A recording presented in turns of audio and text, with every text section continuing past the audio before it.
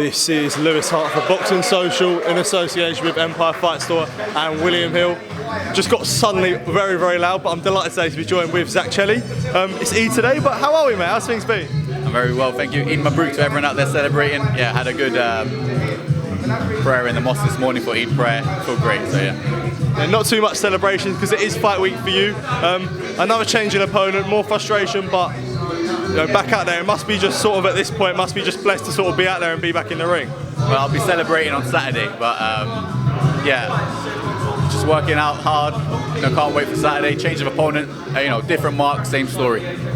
Is it sort of, obviously you had the stuff with Lerone, now Mark Heffron's pulled out, it must be sort of frustrating, but is it important also to be keeping on patient and keeping on ticking away, even sort of these things are out of your hand? Yeah, exactly. Every time I say to my opponent, I'm going to knock you out, I'm going to knock you out during the fight week, eventually then they end up pulling out. I think it hurts them in the head or something like that, but yeah, hopefully this time when we keep calm and hopefully he fights, and after the weigh-in then I'll start talking. Absolutely, man, that's it for sure, because obviously after the Anthony Sims win, that was a big statement win for you to push on, and now you look at that position where you're in a good position where, especially at super middleweight, where there's so many good positions where you could be in for big titles. So is it good to sort of get a win like that, push on, and although this was meant to be a big fight, you could still then be in big fights after this as well?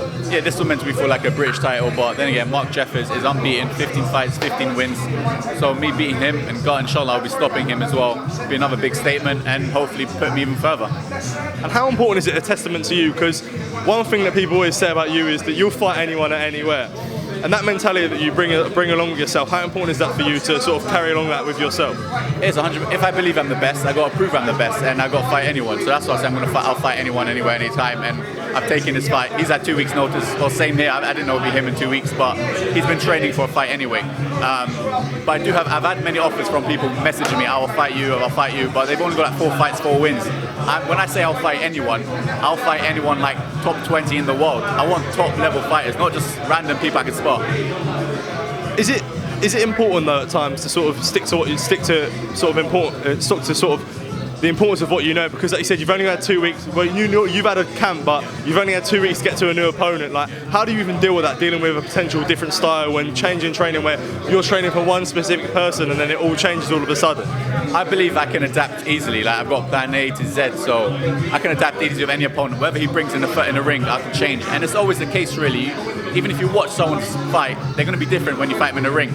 So it doesn't really make. As long as you perfect yourself in the ring, you'll be able to fight anyone. And obviously, moving on, you said that you'd fight anyone and anyone wanted to fight you.